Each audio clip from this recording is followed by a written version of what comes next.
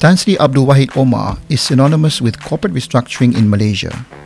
A chartered accountant by qualification, Tan Sri's talent as a young professional was quickly noticed when he was entrusted to lead the financial restructuring of the Renong UEM Group. From there, he went on to help turn around and transform other GLCs before eventually being entrusted with the Malaysian cabinet ministerial post. Behind this gentleman is the experience of someone from humble beginnings being given the right opportunity through education to make greater headway in life. Let's watch, listen and be inspired by this true story in our theme for Cuba Cerita, The Merdeka in Me.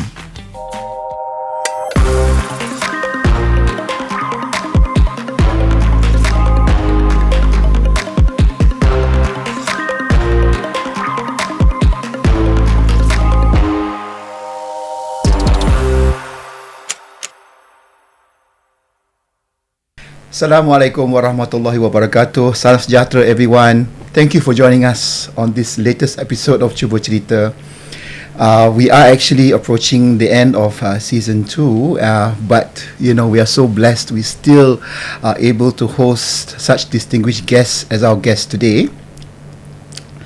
I'm going to begin today's episode by telling you a story. And this dates back more than 20 years ago. When I was still with the UEM Renong Group. It was at a time when Renong UEM was going through a lot of changes, post-restructuring, Plus had just been listed. But at that time, I was with the oil and gas arm of UEM, Crest Petroleum. I was part of the team that actually was bought over by Sapura at that time, Sapura Crest Petroleum at that time. And one evening, I received a call from our then group head of HR, Sabrina Chow, nama dia. And she says there's the group MD of UEM, Encik Abdul Wahid Omar, would like to see you. So when I got the message, I asked her, well, is there a particular reason? She said, no, just go along and have a chat with him. So in my mind, I must admit that I was already part of the Sapura Petroleum Group. I was thinking maybe along the lines of at least meeting him out of courtesy. Say hello, but at the same time maybe say thank you and goodbye because I'm moving on. I remember it was late in the evening, well after Maghrib, when I arrived at Merdeka building, and we don't normally go there unless it's very formal and official purposes, so not often that I'm familiar. It's quite a cold atmosphere also. And when I entered the room, there was this gentleman, slender built, sitting behind this large table. And I'm meeting him for the first time. And it turned out we spent close to 1.5 hours. And the one memory I have was that I went in with a purpose in mind, but having sat down with him, listening to his thoughts, where does he plan to take the group, the UEM group from there, I felt that it would have been a miss if I were not part of it. So today, Alhamdulillah, actually it's for me like full circle, because here we are 20 plus years later. He's obviously gone up from heights to heights, and today he's Tan Sri Abdul Wahid Omar. So Tan Sri, thank you so much for joining us today, and it's a real pleasure to have you, spend an hour or so with us. Well, thank you for having me here, Hasman. I'm not sure whether you remember that particular episode. No, still very much fresh in my mind too. Yeah. So there are many other stories after that. So but we'll save that for later. yes. But I will say it up front lah. When I say it's come full circle, is because actually in those days we only really worked directly for maybe a little over a year, not even less. But there's something about you, and I'm sure a lot of people will resonate with this, is that you it's not about the work, it's about the relationship. And in a way today we regard ourselves as brothers, and we refer to ourselves as that, and that's something that really I take great pleasure in, that level of informality that you have, sir. And likewise. So thanks also for supporting us on Cuba Cerita. I know in spite of your busy schedule, I still selitkan the links to the various episodes, and I hope that you're able to at least follow a few of that, especially with the familiar faces. Yes, very much so. I mean, I enjoyed the last one where you had the three of your mentees. Yes, So it's Elisha, Noor Izrin, Noor Izrin, and Daniel Idris. And again, these are the sort of things that I like, because when we have these sort of sessions, it's rekindling the memories together that we had. Now, I know also that you're very popular on podcasts.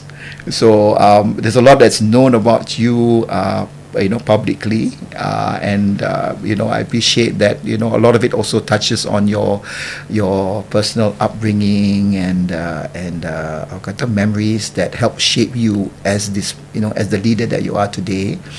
And that's what Cuba Cerita is all about, because we recognize the achievements and accolades, but behind all that there is something about the person that has been developed over the years, that alhamdulillah dengan rezeki Allah kita dapat reflect wisely and secara syukur, and hopefully that is an inspiration for those who are at an earlier stage in life, or looking at making changes in their life, or even holding strongly to their principles. Okay.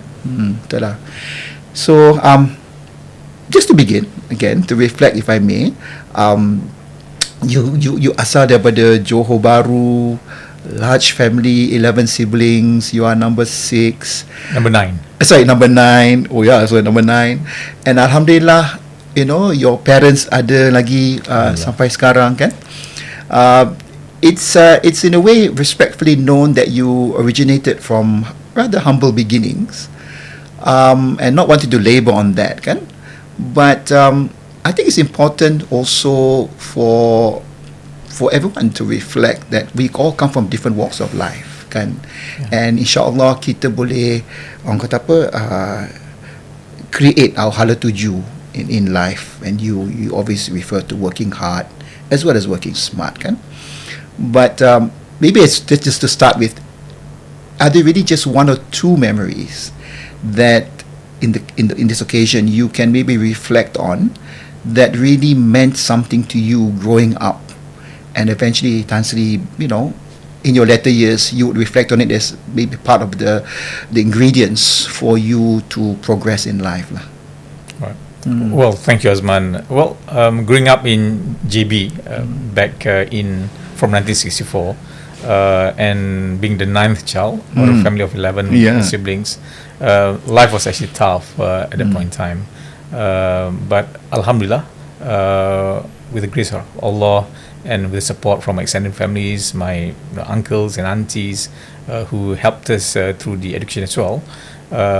So alhamdulillah, all 11 of us jadi orang, as they say. Okay. And of course my parents, it was tough for them to raise all 11 of us, but alhamdulillah, they made it, and I'm truly grateful. And I'm also truly grateful for the inclusive policies of the government. So as you know, we had the new economic policy, among others, aimed at eradicating poverty, irrespective of race, and the key to get people out of poverty would be by giving them good education. And alhamdulillah, I had the benefit of going to MRSM Seremban, not St. John's.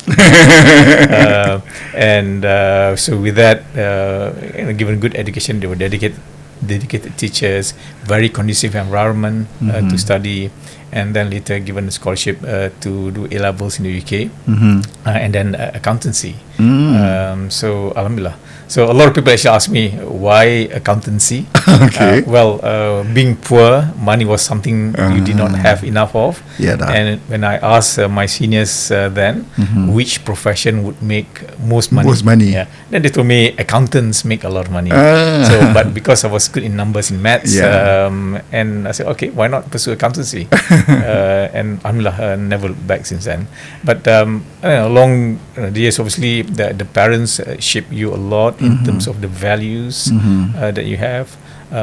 Being the 9th in the family means that you have many elder siblings as well. So of course you learn from them as well as they go through their own struggles. Many lessons learned there. So and you also learn from people from afar. So there are also people you look up to based on what you read in the newspapers then.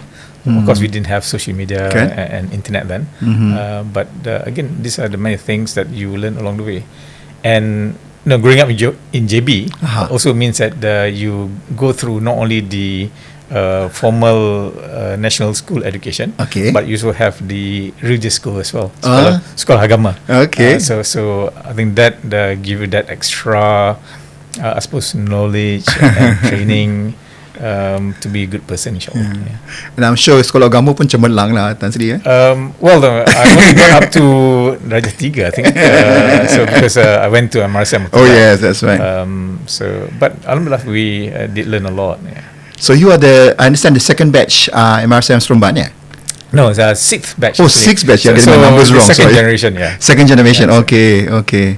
And you still keep a close knit link to your batch? Yeah, very much so. The So Ansara, I think, so there are 3 levels. One is actually at my batch level, Ansara 77 to 81. Means that we took our SPM in 1981. And then we have the extended MRSM Seremban fraternity. Unfortunately, MRSM Seremban had been turned into College Mara Seremban. So MRSM Seremban does not exist anymore. So there's a limited number. I think altogether probably had 12 or 14 batches, cohorts altogether. So that's actually the extended MRSM Seremban family. And then of course we also part of the extended or super extended MRSM family, so Ansara. So I think we believe that there have been more than 200,000 former students of MRSMs across the nation. And just to reflect, so in those days, most of the boarding school students would get scholarships to further their studies. And just to reflect, also in those days, it would be entourage after entourage, kan? We'd have to you get the money to buy a suit or to make a suit, kan? Especially those going to the UK, kan? So it was like, in a way, it's a bit like Hajj lah. Kumpulan students going one batch after another just to coincide, kan, with all the sessions starting. Those were the days lah. Yeah, those were the days when I think in terms of the cost of sending students abroad was pretty reasonable. But today is it costs a lot more. And we also have many good institutions of higher learning here in Malaysia. So the need to send all students abroad is actually much lesser compared to then. Okay. So I'd maybe like to use today's session to reflect a bit more on some of the experiences. Now, I don't think many would disagree with me, but if I were to reflect on your career, you come across as someone who is a Mr. Fix-It. And I'm not saying, well, maybe not the word fix it, but make it better lah.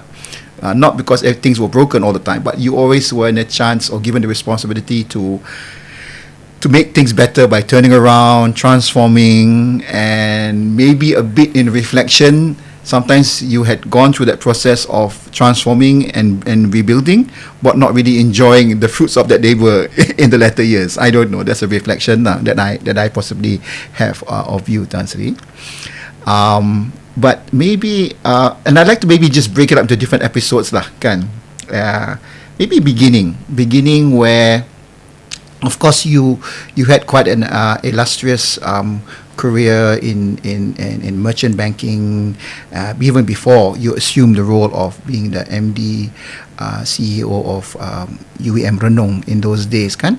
But you were that generation where quite a few of the younger leaders were handpicked by the government at the time, mainly through the efforts of Yang Berbahagia Tan Sri Muhammad Yaakob. He was the advisor and later became finance minister too, kan?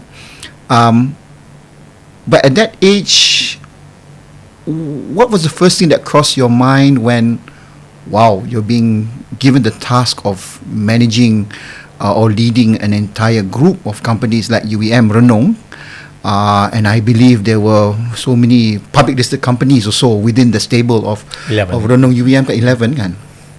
So how do these things happen, or what is the cost of engagement to eventually, bring you to that decision? Can you share something about what was the experience in those days? Well, thanks, Azman. Now, I must say that I've always been driven by the task. So, as an accountant, when I came back from the UK after graduating from ACCA, I tried to be an auditor. So I worked at KPMG, but later I found out that I did not like auditing. It wasn't my cup of tea, so to speak, and I wanted to be a merchant banker. I was very much inspired by Datuk Izzadin. Now, Datuk Izzadin was my senior. Yes, he was my senior at the MRSM and in London he was on secondment at BZW. Okay. And during weekends he would come to the Mar Hostel in Bayswater and related to us the story about his work, IPO, mergers and acquisitions, restructuring and so on. So I was inspired by that. So then I said, okay, I want to be a merchant banker too, like Izzadin. So then I applied for a job at Bumiputera Merchant Bankers, and Alhamdulillah got it. And enjoyed my life there. Initially as an officer in corporate finance, then corporate banking, and undertook a lot of fundraising activities, including raising the first Islamic bonds, or sukuk, for Shell MDS back in 1990. So always driven by tasks. And after that, I joined kumpulan firma, Amna Capital, and very much by invitation. Now, as an accountant, my ambition has always been to be a chief financial officer of a major public listed company. Yes. And that opportunity came in March 2001 when I was invited by Telkom Malaysia to join them as a CFO. So I was enjoying it as a CFO. And I was actually only 7 months into the job when I got that call from Tan Sri Yaakob, asking me whether I would be keen to be considered as a CEO of UM Group. Now, that was in October 2001, a month after Khazanah through Dan Saham took over UM Group. So, having spent in total 5 billion ringgit, they needed someone to spearhead the turnaround, and I was invited. So he arranged for me to be interviewed by the board of UM Group. I remember it was on a Friday. So after about 1 hour plus of interview, then the board member said, okay, we think you're the right person for the job. Can you join us on Monday? So obviously I had to speak with my chairman and CEO of Telkom Malaysia then to seek their blessing, and in the end managed to clear all the work and join over the weekend. Over the weekend, and join instead of on Monday. I think I joined probably on Wednesday. Oh my God! You can remember that as well. Yeah, and anyway. I think the thoughts that came through my mind when I got a call from Tan Sri was that UM Group was an organisation which I knew well because they were my clients before. When I was at Bumiputera Merchant Bankers, for example, we did a lot of fundraising for them. Right. Some of the M&As undertaken. So I knew the issues, the problems, and some of the people there as well.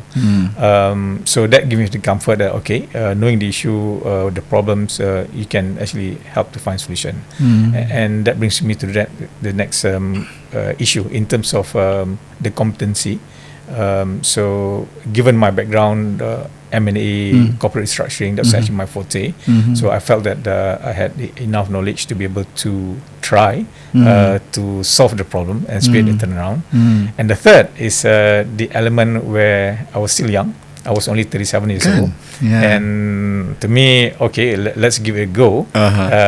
Even if you were to fail, you can always go back to be CFO of another company. So to me, it's a risk worth taking. So I took it, and Alhamdulillah, Being young means that you are free to make mistakes, so to speak, and you learn a lot, and you also depend a lot on your team members. I mean, you mentioned about the fact that it's a big group with 11 public listed companies, and therein lies the strength as well. Because I was very clear when I joined, I sought the assistance of all the MDs to make sure that they continue to run their respective companies on a day-to-day basis well. Because my focus on corporate restructuring, addressing the debt, renegotiating the concession agreement, take plus for listing, and so on. So that's actually very clearly my main task, and I would depend on all of them 100% to run their day-to-day operations. Of course, from a strategic perspective, they will come to me for guidance, direction from a strategic perspective. But on a day-to-day basis, they were empowered to run the respective companies. And actually, Kan, if we are to reflect on that situation today, again, you were wise enough and mature enough to trust. Here you are entering this large conglomerate, which is as you say, 11 PLCs. Maybe I shouldn't use the word. They are all the warlords who are running, not just at the CEO level, but even at the board. And if I were to reflect, it wasn't an exercise, for example, where people were asked to leave. I think you demonstrated a level of trust and amanah to say, look, guys, we're all in this together. We really just need to get ourselves through it. You did focus, obviously, on the core, which is the corporate financial restructuring, but you allowed the leeway and given them the confidence. Because I'm sure all the MDs and CEOs were like waiting to be told, or waiting to be maybe even given their marching orders, were still even maybe being, having their necks breathed down to see whether they're doing the job rightly or not. But alhamdulillah, I think many of those leaders from then continued to become leaders, and even when they moved on, it was for even higher posts elsewhere. Right. I think that's not an easy stand to take, but alhamdulillah, it's a very positive stand to take. Right. Indeed, Azman, we were very much driven by purpose. So Group then owned a lot of national assets, your highway concessions, the LRT systems, and many companies in the manufacturing sector and so on. Very important national institutions that had to be preserved or saved at that point in time. Secondly, we had some 24,000 employees. And if Group were to fail, then there could be huge losses of jobs, basically. And then we also have the issue of the banking system. Group had some 30 billion ringgit of debt, and some banks were lending more than 1 billion ringgit to the Group. And if Group was allowed to fail, then you could end up seeing many banks incurring losses, and that could affect their capital ratios and so on. So restructuring and turning around Group was a real purpose for all of us, and I think that's when we agreed that all of us would have to play our respective parts, and that team effort worked, and alhamdulillah, with great support from the shareholders, the government, MOF also at that point in time, in terms of renegotiating the concession agreement. We were able to actually list surplus within I think 11 months, and after that we did all the other things, and after 2.5 years, Group was back on profitable track, making about $500 million a year, and in terms of revalued net asset value, was about 10 billion ringgit, and that's double the value of investment put in by Khazanah. Because Khazanah put in, I think, about 5.1 billion ringgit in total. So again, we were all very much driven by purpose, and with great support from everyone, alhamdulillah, and we were able to succeed. And at that time, I was still very much down there in the ranking, so we could only look up. But one thing I also felt was that in spite of the so-called inverted commas turmoil that we were going through, the spirit of the business and the group was actually strengthened. If I were to reflect on those days, as the leader of the group, we were still able to run our other activities as any other corporation was going through. Yes, everyone had the basically hands on deck. Let's really pull ourselves through this. But even ultimately, even there was a corporate rebranding of UEM, Right. Post plus listing and all that kind. Right. So it wasn't just about financial restructuring. It was like the entire transformation of an otherwise very strong corporate enterprise, a corporate conglomerate kan. Yeah. So indeed, I think basically we had to address the fundamentals. After the fundamentals had been addressed, we then dealt with the branding issue. So the branding issue, in the last podcast, you mentioned about the UEM Renong group name. Yeah. And we actually adopted both brands, both names, because we wanted everyone to feel that we all part of the same group. Because before that, although UEM used to own a major part of Renong, so it was very much confusing Renong. sometimes. Yeah, so it was actually very much Renong initially owning UEM. They were actually separate and distinct in terms of I think behaviors and so on. But I think there was a need to actually make sure that everyone knew that we were all together. So that's adopting that unified brand of UEM Renong was actually very important. And of course later, as we completed the reorganization, we needed to adopt that single brand, and we chose UEM as the name moving forward.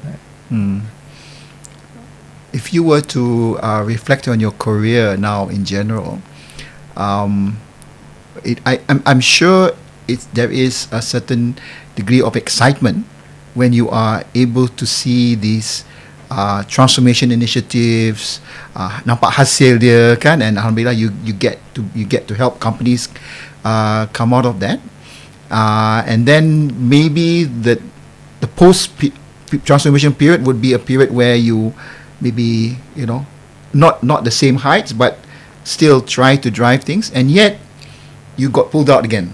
Or rather, you got pulled out from telecom, then to UEM, then back to telecom at such a critical time also, when there was again it led to a restructuring which you led. But does that in hindsight really drive your adrenaline if you were to think about it? Well, I've always been focused on the task at hand.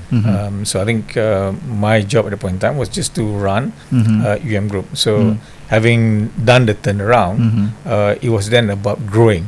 So we were actually preparing about growing UEM Group into the region and so on.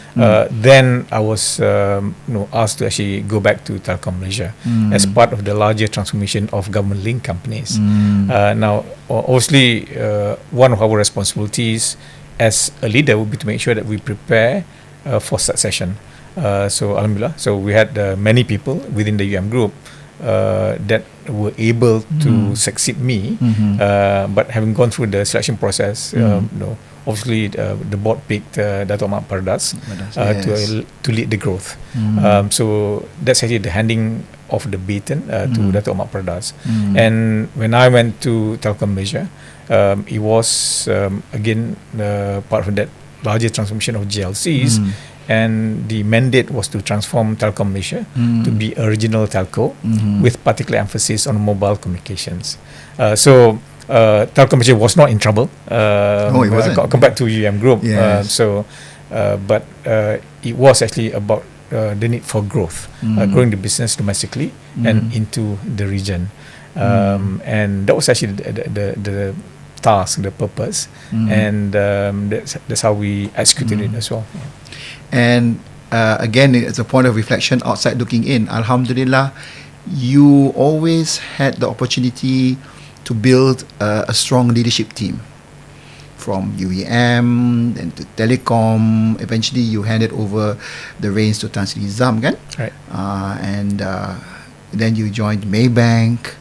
So, and I think this is something that leaders throughout the generations must really place emphasis and consciously do, irrespective of their own individual roles, is to think broadly about building that bench strength lah, we call it, kan. And one thing also I noticed, if I may, you are also a person who knows how to make or who take tough decisions, tough stands, but you do it in a very nice way. I don't know whether you how do I say, realize that, or people have reflected on you, but I'm sure, yes, a lot of people were given the amanah to continue, but you also had to make quite a few tough decisions along the way, which obviously you can't please everyone. But Alhamdulillah, there's no negative backlash at the end of the day lah, kan? Well, Azman, if I may, it is our responsibility as a leader to prepare our organisation for longevity. So it means that that company of ours must continue to progress beyond our departure. So I think preparing for that leadership session is actually very important. So we've been fortunate. We had that bench strength at UM Group and later at Telkom Malaysia too. Interesting, you mentioned the name Tan Sri Zam. Tan Sri Zam was in Telkom Malaysia, and he had left Telkom Malaysia. And I felt that that was actually rugi lah, so wasted talent. So I managed to convince him to come back and run our wholesale business. So I remember that the day when I walked into TM Group, we had just separated the wholesale function from the retail function, and after we needed someone later to actually run it well. So we actually invited Tan Sri Zam to come back. And of course he was then part of the leadership bench strength. And when I left, when we separated the two, Telkom Malaysia and Axiata, or TM International then, so he became the natural leader for our Telkom Malaysia entity that was mandated to develop the high-speed broadband in partnership with the government of Malaysia. And then of course for the mobile business, we managed to attract Tan Sri Jamaluddin Ibrahim to run Axiata. And then of course in Maybank too, when I left, the board had the privilege of choosing three options, one among three. So obviously the board chose Tan Sri Farid Alias as CEO, and the other two eventually became CEOs of the other banks. Or ministers also. So I think again it is actually our responsibility to develop future leaders for that. But no, again, I mean, it's all in reflection, and I don't mean to embarrass you. Tapi Alhamdulillah, if it was meant to be that way, it happened that way. So not all leaders can, hand on heart, they have the good intention. They want to leave an organisation and move on and know that organisation will continue to thrive. Tapi rezeki Tan Sri lah, you managed to look back even today and say, wow, Alhamdulillah, the leaders who succeeded me as part of the team continued to prosper with the organisation, and many of them did even better than I did. But if I may, you also mentioned the part about hard decision about people. So indeed, Azman, throughout my career, I always find that decisions on people are always the most difficult. So I think as a responsible leader, you must make sure that you give people the opportunity to play their part and to improve in areas where they may not have met the expectations. But after you've given them sufficient time, and if it's proven later, after 1 year in general for me, although sometimes after 6 months you can know already, but I tend to give people a bit longer period to deliver. And after you find that they may not fit that role, then you look at alternative roles for them within your larger group. And if there's no opportunity, I think the time for separation will have to be undertaken. But you do it in a manner which is respectful. You do it at a time when there are alternative careers that they can pursue, and you also make sure that the terms of separation are actually fair. And I think that's the way you can minimize the pain. Make no mistake, it is tough, it's Yeah. difficult, Yeah. painful. Mhm. But what you can do is actually to minimize them. But having said that, Yeah. it's still very difficult. Yeah. I always struggle Mhm. when I have to make those tough decisions. Yeah. So, then the opportunity came to join Maybank. And again, I think maybe in reflection, you never apply for these jobs. You just get calls or you get handpicked. I mean, that's the way it has been. Huh? So, and of course, it was exciting. I mean, Maybank, number one market cap company in the country, and maybe there's a great opportunity that you even saw. But again, moving industries. Okay, you had been from, in a way, merchant banking, whatever, but moving industries technically, kan? What do you see as maybe being one or two starting pointers for others who are given an opportunity to move outside their core industry to another, to another industry, maybe in somewhat, if not entirely? Right. So if I may, when we undertook the demerger between Telkom Malaysia and Axiata, I was actually initially meant to run Axiata, the TM International, the mobile part. But then as we were executing that demerger, then came the approach from Maybank. So the approach was made no one less than Tan Sri Wahid. So he was the chairman of Maxis then. Yes. A competitor. But he was also on the board of Maybank. Although initially I felt a bit awkward that the approach was made by the chairman of a competitor, but as we had further discussions and we had the chat with Tan Sri Hisham, who was the CEO of Maybank then, and the chairman, the late Tan Sri Bashe. So it was very clear that they were looking for someone to transform Maybank Group to be a regional banking group. Now, you mentioned about a role which is outside your space, but that was actually exactly the question which I asked the board of Maybank. Oh, you did. So why me? Then as it turned out, I realized that they were looking for, number one, someone who had the banking experience before, and I had 10 years of banking experience before that, and my forte was among others in credit, corporate banking, project financing, and so on. So that's a one core competency that you need to run a bank. Secondly, they were looking for someone who had spearheaded the expansion of a company into the region. So given the expansion of Telkom Malaysia into the region, that was something which they felt it was important. And the third was in terms of complexity of running a large organization. So it's okay to run one company with single operation, maybe 600 people or 1,000 people, but it's very different when you have you have to run a big conglomerate or a group. And Maybank was indeed very big. Maybank, prior to the acquisition of BRI, already had some 20,000 people already.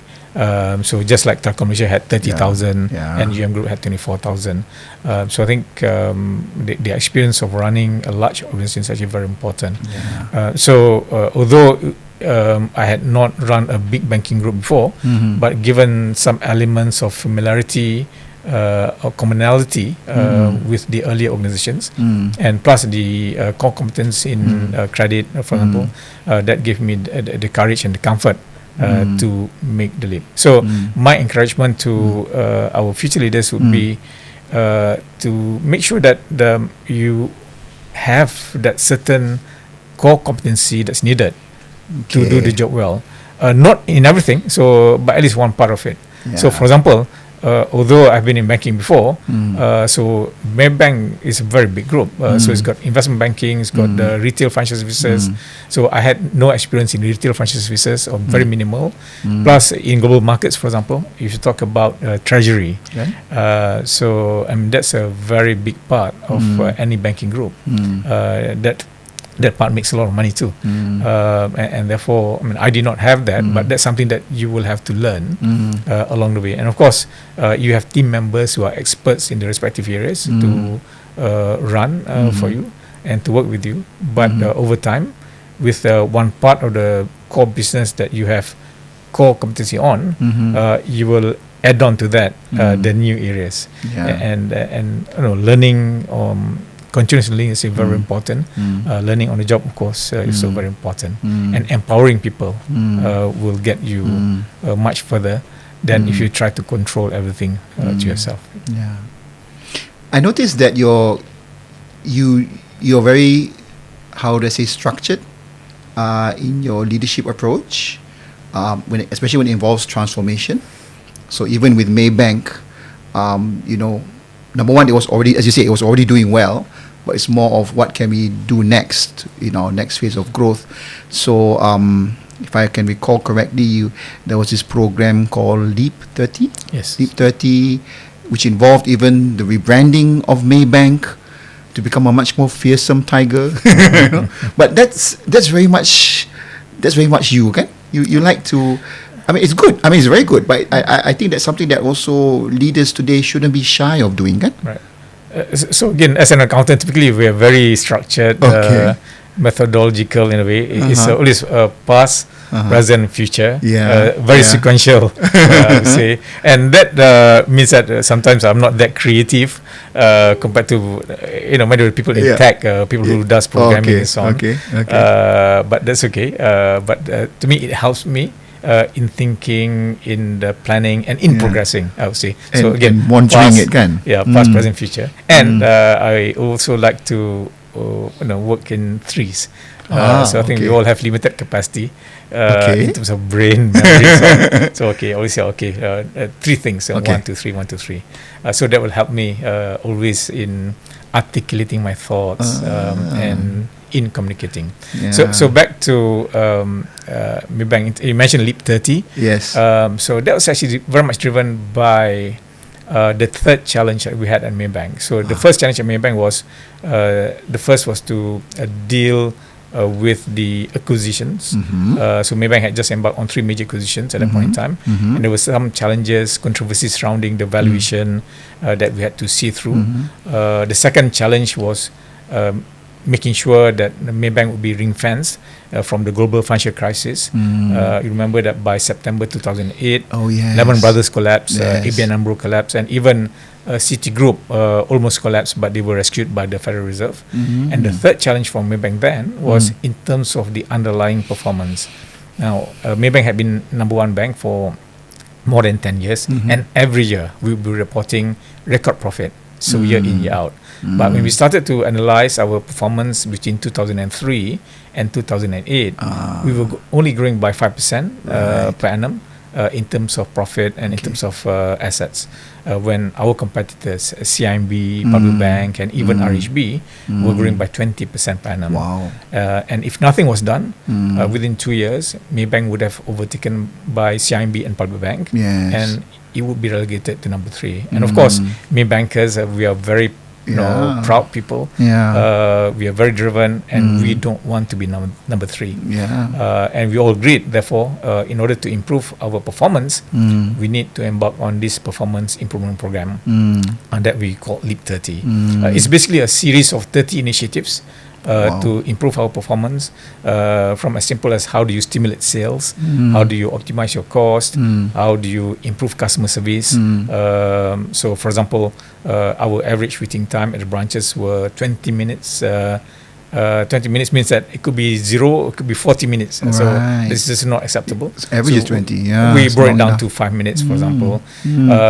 How do you increase the share of wallet of our corporate customers and so on? So for all these initiatives, we assign people. So meaning that people are very clear about what's supposed to be done, by when, and what's the expected outcome. And if the outcome is not as what we intended, we make adjustments along the way. So Alhamdulillah, with rigorous execution, within 18 months, our assets and deposits were growing faster, our asset quality improved, customer service was enhanced, and in terms of profit after tax, it rebounded to a record 3.8 billion ringgit. Amazing. And by that time, so this was in financial year 2010, the gap between Maybank and the rest had widened. So from that 5%, 10% kind of difference in 2008 and 2009, so it widened to 20-30%. Wow. And that continued until today. Yeah. Alhamdulillah. So Alhamdulillah. So Okay. I think it's again it's very much driven by purpose as well. Yeah. That Structure and clarity. There's another thing also, kan? Yeah, again, I'm as I'm talking, I'm reflecting a lot on all these different eras in your career. You also are very good at naikkan semangat. And I think this is part of the internal branding that corporation and leaders in the corporation need to think about. And it's not just about dealing with the customers outside, but the customers from within. So let me just give you an example. Even from UEM, fine, where they were in dire straits and everything was like so negative. But there was that constant feeling of, hey, we're going to get out of this. We're doing well. We are the nation building partner. So let's not lose sight of that. Telecom, I remember even in the day, and I'm not sure today, but even if you come into the Telecom Malaysia building, which is essentially for the people of Telecom Malaysia, you can feel the vibes. You can feel the semangat that we got to work hard, yes, but let's not lose sight that we are doing well and let's continue to prosper. Maybank too. I mean, Maybank could easily, as you say, could have fallen to be a laggard and just be comfortable in their position. But yet, menaikkan semangat kan of the people within the entire organisation, and everyone has got a role to play somewhere, how little or how small it may be kan. Right. So indeed, I think people always say that the people are your best assets, most important assets, which is very true. But also need your people to work in a cohesive manner. We must be united together. So having addressed the fundamental improvements, one of the things we had to address was the issue of branding and unity. Now, one area which many of people perhaps did not realize is that before 2010, Maybank Investment Bank was known as ASEAN Bankers Malaysia Berhad. Right? Yeah, okay. So when they went marketing, for example, so hi, my name is so and so. I'm from ASEAN Bankers. Then number one, they have to explain. We are a subsidiary of Maybank, in investment banking space and so on. Then people say, oh, are you from Maybank? No, we are from ASEAN Bankers. So there's always that separation, not just because of the role, but also in terms of identity branding, right? So then we say, okay,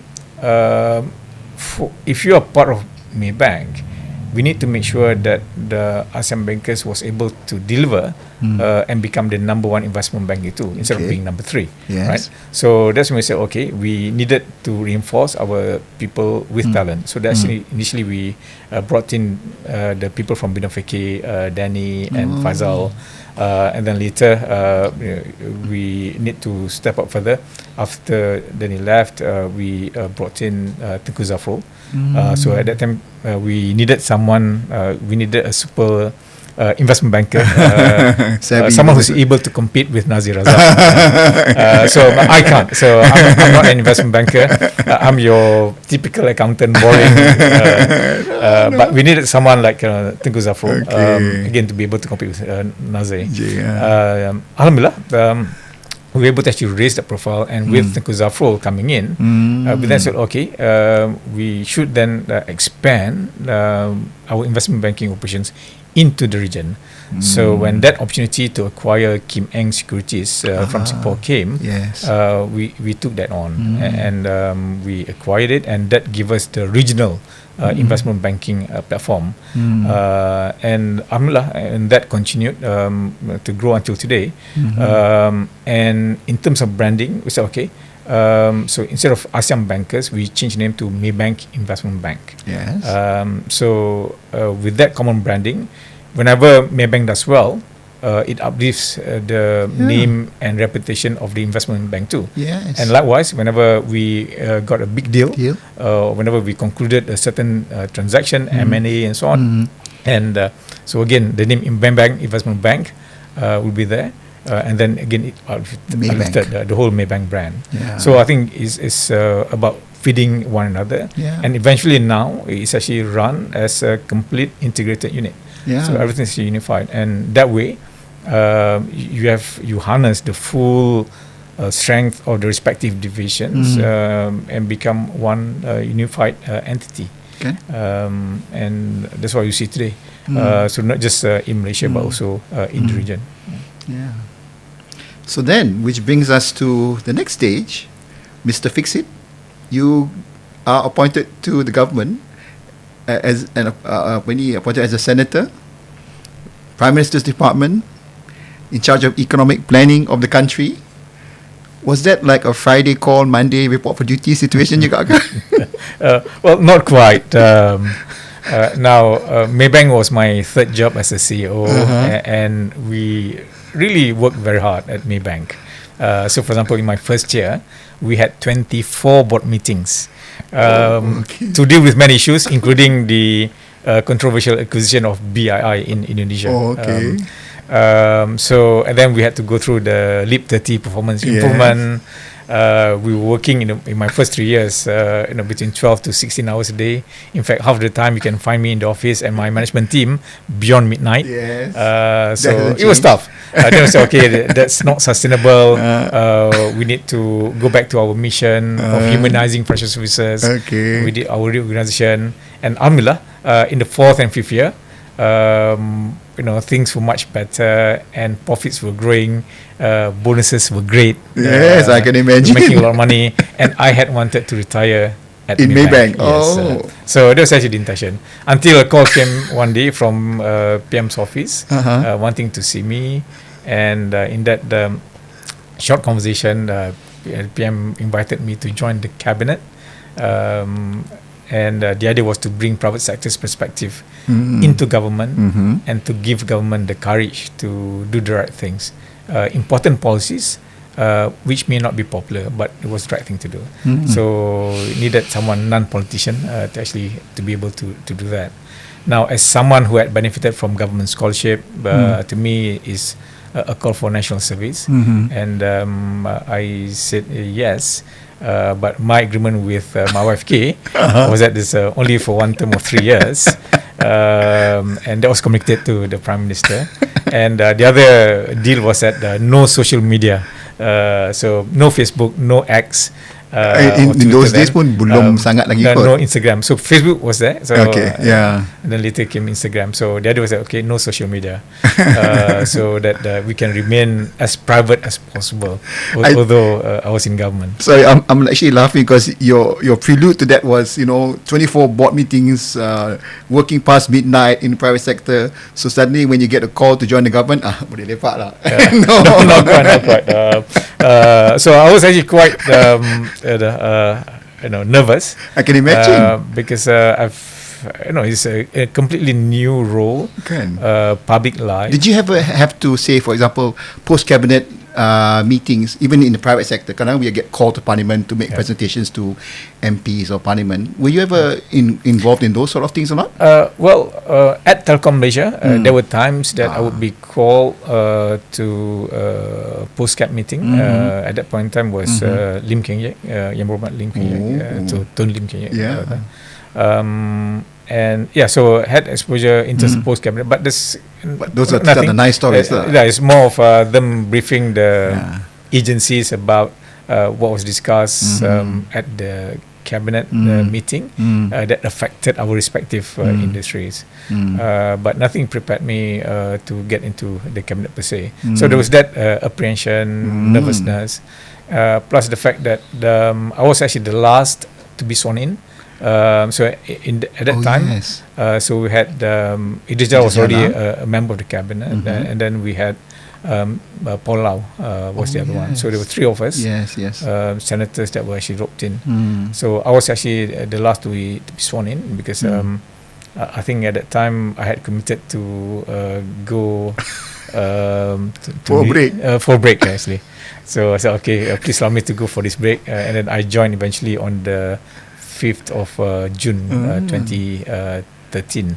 If I recall correctly, but I was fortunate because in my first cabinet meeting, one of the main subjects discussed was something which was very familiar to me. It was about internet content. So how do you deal with misinformation? At that point in time, accountability for postings and so on. So given the fact that I was from Telekom Malaysia earlier, so it was a subject matter that I could add value. So again, and I found that my fellow cabinet members, they were all ordinary people like me. What do you mean by ordinary people? Ordinary people. Sometimes before I joined the cabinet, I always see ministers as this group of people highly elevated. So dealing with them, sometimes yes, you have respect to them as ministers, but there's also the element of fear. I can imagine. So when I sat alongside them, then I realized actually they're all ordinary people. Manusia biasa, ada hati, ada perasaan. Literally, that's what we see. The personal side to them also. So just normal people actually. So indeed, so alhamdulillah, and that helped me to do my part well. So I can imagine. I mean, I'm just trying to picture you. I mean, but you're always the cool and calm, collected person. So alhamdulillah, I mean, your smile is enough to warm people's hearts. But PMX today was the leader of the opposition then. So, I mean, again, I'm just trying to imagine what first thoughts come to your mind when you know that you're gonna maybe have to face up to questions and answers, for example, from the opposition of the day. Yeah. So you have towering personalities at PMX, right? So, no, it's interesting. It's my first appearance in Dewan Rakyat as a minister. So you have all these questions being asked. So the first question asked was by Yang Berhormat Gombak. It was him. Datuk Sri Azmin Ali. Azmin Ali. Yes. So that was actually the question that was asked. It was about economic performance, unemployment, and so on. So it was very much within what I could answer. So after I answered, and then so he liked my answer because he said it was actually supported by facts and so on. Unlike Pontian.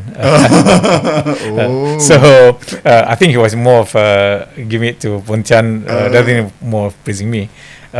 So then I answered as a follow-up question, and then after that someone else will get the opportunity to ask. And suddenly I saw Yang Berhormat Permatang Pauh standing up. So at that point in time, I told myself, alamak, matilah aku. Then he was the opposition leader, and of course he I suppose criticized me for reading the script of the officer at the text, which wasn't the case. I did not read it. It was very much based on my experience and interaction with others. Coming from the private sector before. So I guess that was the only point of view he made an issue of. On the substance matter as well. So which I was able to respond. So and I noticed that after that things were smooth.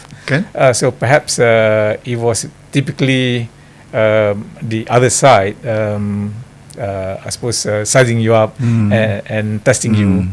And I think alhamdulillah, my first day in the parliament I thought was okay. And after that I had a relatively smooth 3 years in parliament. And I guess maybe also being a technocrat, being appointed in a role, they have to respect that you're there on merit bahkan, rather than having any political ties ke apa kan. That must have been a lovely experience. And again, they become friends kan. I mean till today I'm sure you have connections still kan, and then there are people that know you as a person also kan. And this is another point also, you stuck to the principle that it's a one-year term, a one-term period of appointment, and so that was 3 years kan. It was 3 good years as a senator. As a senator, and alhamdulillah, you managed to implement some important policies in your time. So in a way, there's a lot of fond memories to reflect on kan. And then returning to the corporate world. I know there was a period in between that you were mulling over what you're going to be doing next, kan? Right. Was it the time also when you were a temporary Uber Grab driver also? So indeed. So after I completed my term, that was actually on the 5th of June, actually. So I had nothing. I had arranged for a few vacation and so on. I had nothing to do. And one of the things I always wanted to try out was to be an Uber driver. Really, yeah? So at that point in time, ride sharing was still illegal. And although it was demanded by the public, but people like the taxi drivers were very much against it. And I wanted to try out to understand how easy or difficult it would be to earn a living by driving taxi. And using technology in particular, and also in terms of providing that feedback to government to shape drug policy. So of course, as a minister, I wasn't allowed to do it. But after I stepped down, then I asked SPAD at the point in time, can I now drive it? Because I don't want to be caught, and because it's illegal. So. But I mean, it was with the sincere intent of wanting to understand their position, kan? That's right. So then I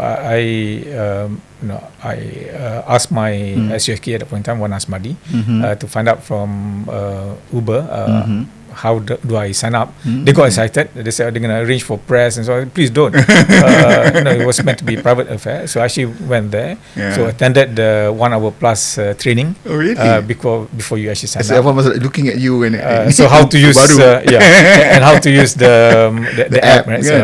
Did that, and then I started driving. So again, the idea was to actually do it private, and I operated mainly in Sabajaya and Putrajaya, and so there was and as it turned out, one of the passengers I picked up was my former staff at Axiata, Firdaus was his name. Firdaus, okay, Firdaus. And when I picked him up, he got excited, and then he took a selfie and posted it on his Facebook account, and that was picked up by the media. Suddenly I was getting messages from reporters saying, "Is this you? Is this true?" I said yes. Then that got reported in the paper. So I remember this one, even the Malay Mail actually put up on the front page, and that got me into trouble. It did, because when it was reported, the Persatuan Pemandu Taxi Bukit Pulau Pinang actually lodged a police report against me for driving illegal taxi. So then I had to stop. That was still belum legalized, not legalized fully yet, time, yes. The earliest days, my God, it seems like so long ago, kan? Yeah. But I also took the opportunity to raise some money for an old folks home. Pusat Jagaan Orang Tua Al-Ikhlas. Whatever earnings you contributed lah. Not only that, I called up my friends.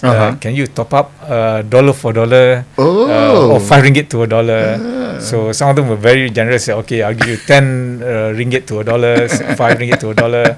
And then one friend in particular wasn't sure how long I was going to drive. So I said, okay, I'll just underwrite 5,000 ringgit. Yeah. Okay. So in the end, I was able to raise 20,000 ringgit, and alhamdulillah, so that helped. Plus the experience of actually going through that Uber driving and meeting people, and so obviously I mean the reason why I latched onto it was also I saw Harith during those days, obviously Harith Iskandar. Then he actually hosted you on one of his shows, and the prelude to that was you picking him up in the Uber car. And he acted as if he didn't recognize you, lah, kan? Yeah, so that was actually it was videoed. So I remember I was actually performing Umrah, and I was at the mosque, and suddenly I got a text from you. It was from me, actually. Yeah, so from you saying that Harith Iskandar would like to interview me and so on. So I said, okay, we'll talk about it when I got back. Yeah, so in the end, we did that show. It was actually fun. It was. It was actually my the first time I appeared on a talk show, literally. And I remember, when we got that talk show, I told my children, I've got two daughters, aged 20 and 21. They were much younger then.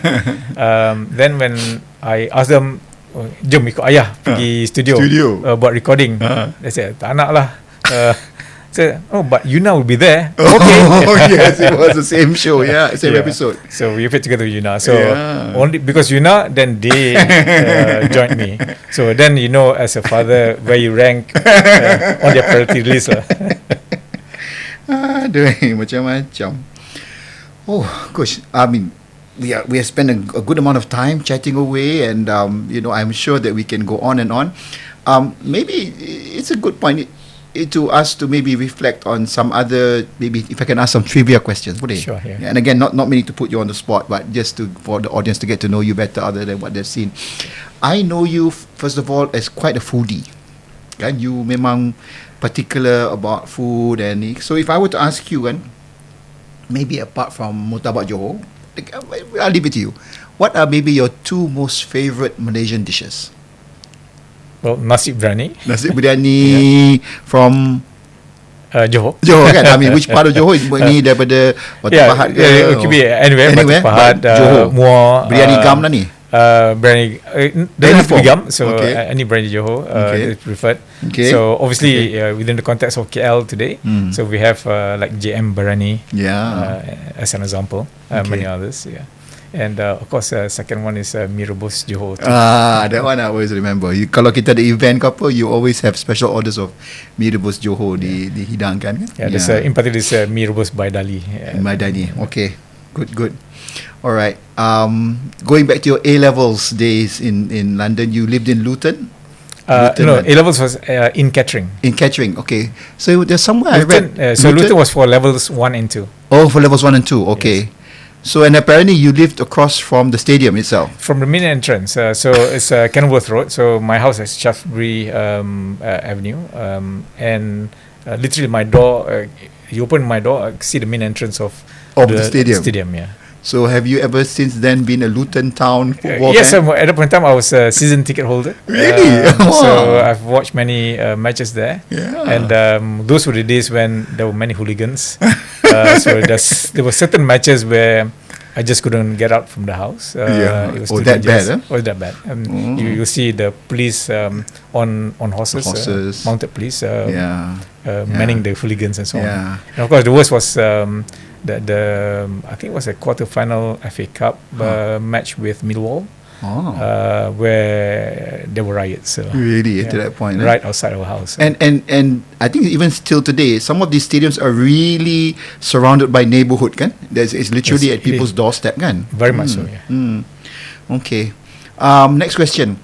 What's a typical weekend like in? They call you Awo, eh? Yes, so what's a typical weekend like in Awo's household? Well, food features very very high on the agenda. Okay. So I'm fortunate. But it doesn't show lah. You always had such a slim figure. I'm now 3 kilos overweight. I need to cut down on a daily basis. You have to. For a heart patient, it's important for us to look after our weight as well.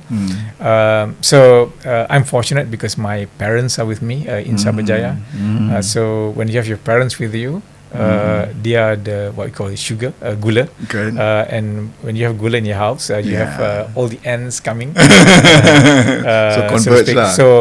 So every week we would converge at my house. My siblings would come over. That's nice. On a typical weekend, it could be 20, 30 people. Wow. But whenever we have tahlil or kenduri, then we go up to 60, 70.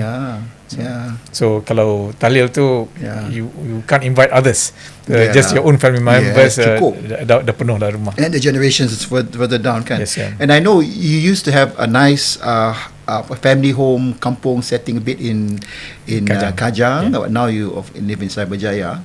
So the house is still there, but because of COVID, it's been idle. So now it's under repair. Still considered family home lah. Still. So we used to go there every Hari Raya, Raya Haji and Raya Puasa. But after COVID, we've not been back since, unfortunately. I also know that you're quite an avid traveller. And recently you were in the Maldives, and that was a lovely vacation. Honeymoon. After all these years, yes. Betul lah Puan Sri K ni. So, If you had two particular destinations or travel places you've been to that are favorite in your mind, that come to the top of your mind, what would they be? Or where would they be? Well, different places would offer different experience. But again, depends on your affordability, depends how much time you have, and so on. So I have a long list, a long bucket list, so to speak. And I would say that in all the travels, I love within Malaysia itself, there are so many places that we have not been to, and I would like to actually complete all those. But over the years, obviously, Sabah, Sarawak, very nice. All the islands of the East Coast. For not short of nice destinations here. Many, and even along the peninsula, Belum Rainforest. And it's funny that for turtle watching, for example, I had not experienced that until I think it was in 2018. That was actually the first time this is like on our East Coast lah. Cherating, Rantau area. Dekat Kemaman. Kemaman area. But actually nowadays, Madeira, we no longer actually have as much as before, kan? It's actually quite a rare opportunity. Still. So I think nowadays it's actually better compared to probably 20 years ago. I think there's a lot more conservation efforts, and then again there's so many nice places, beautiful resorts that we have. If you've not been to Sipadan, please go there. Beautiful. So again, it's nice. You're very diplomatic in your. No, this is in Malaysia. Okay. So outside Malaysia, so New Zealand is nice, but you need 2 weeks at least to experience. When they're far, they're not cheap. So you need to drive. Just a beautiful country. Iceland is another place. It's land of fire and ice. Again, it's really stunning. And when it comes to, I suppose, a beach resort, Maldives. Maldives, nothing to Maldives. And it's, some people say it's paradise. We should have flown to the Maldives and interviewed you there. Because I thought you hated flying, so it was so hard to get that would have been nice actually. Because I texted him, Tan Sri, just a gentle reminder of our appointment today. I'm actually in the Maldives. Thank you so much, lah. No, it's a really nice, beautiful place. It's not. I think it's great that we have many flights. There Asia, Bati Air, and more recently. And these are direct, kan? Direct flights, and more recently Malaysia Airlines reintroduced a flight from 1st August. So, in fact, we were on the inaugural flight. So first time. For me, experiencing inaugural flight, it's quite fun actually. So they got a lot of perks and so when you reach the departure lounge, they give you the young coconut drink, and then they give you a bag of goodies, a visor and a towel, and then upon arrival, of course the plane got showered by the airport fire brigade, and then you got down, you got garlanded with the flower garlands. So obviously, then you appeared on Maldives TV. So again, good experience. If you're going with your wife lah. If you're going with your girlfriend, don't go. Tak baik, takut orang nampak. Astaghfirullah. Never do that. Okay, well, I'm just going to, to me this is like again a full circle episode for me. I'm just going to share with you two memories I have. Again, being a friend of yours over the years, having served under you before, I just shared two memories which just come to my mind. One was, it was June 2013, and even this team was involved. My daughter was getting married, Alia, and that's been more than 10 years ago now. And you had just been appointed a senator, and I think it was literally overnight. And I had already extended an invitation to you. And I told Sarah, I said, sayangnya Tan Sri Wahid will not be able to join us. But sure enough, you still turned up, and we were so happy because it was a gathering of friends mainly, kan? But this is the thing about you, and I know everyone will resonate with this. In spite of how busy you are and how important roles you've had to take on, you never forget that personal touch, lah. And again, I'm going to share just one more. Sorry if I'm embarrassing you. There's another thing that I think leaders can learn. even from the earliest days, whenever he held a press conference, you'd make it a point to know each and every one of the reporters' names or the journalists, and some of them were very junior, and they come for our press conferences, and then you made it a point to address them by name as these sessions went on. I don't know whether you actually remember this, but these are little observations that I had, and which I think I also tried to embrace and encourage my fellow colleagues also to always remember that, this amount of respect and decor and personal touch that you have with people will go a long way beyond your professional responsibilities. Yeah. And having you today is indeed a very great honor from a personal as well as professional perspective, Tan Sri. So thank you once again. We wish you continued good health, and salams to your parents and Kay and the family. And, inshallah, we'll see you again sometime. Well, thank you, Azman, for having me. I think I'm very happy to be here in front of you and the team members here, young people. I always get inspired whenever I meet young people. Thank you for this opportunity to share. And continue to do your part in helping all of us Malaysians. Inshallah, we'll do our part. I think one thing which I may, since we're talking about Merdeka, yes, and we are in the month of August. Yes. So I think sometimes I find that we Malaysians, we are always too hard on ourselves. We tend to look at things as being greener on the other side, the grass being greener. We look at the glass as being half empty as opposed to being half full. We tend to focus on things that divide us as opposed to things that unite us. And my view is that having run companies that operate in the region, we may have our challenges, and for example, corruption is still an issue which we must address. But when you compare to other countries, I think Malaysia is not bad. So I think it's important for all of us to be grateful to be here in Malaysia and to do what we can within our circle of influence and be constructive and anchored everything that we do on Rukun Negara. And not only the 5 principles, but also the objectives of making Malaysia a prosperous, inclusive and sustainable nation. So I think inshallah, if all of us were to do our respective part, this country of ours will progress even better, if I may. Inshallah. So Merdeka, selamat menyambut Hari Kebangsaan, inshallah, and wish you all the best. Thank you. Thank you. So inshallah we'll see you all again sometime. So thank you so much for joining us on this episode of Cuba Cerita. Gosh, I always feel that all our episodes are so special, mainly because of the guests. But we can't continue doing this without your support. So please, thank you so much for your words of encouragement, the comments, both constructive comments that you leave in our space. And inshallah, we'll hope to continue to bring worthy episodes for your viewing in future. So till then, terima kasih sekali lagi. Assalamualaikum warahmatullahi wabarakatuh. Have a very good week ahead. See you again.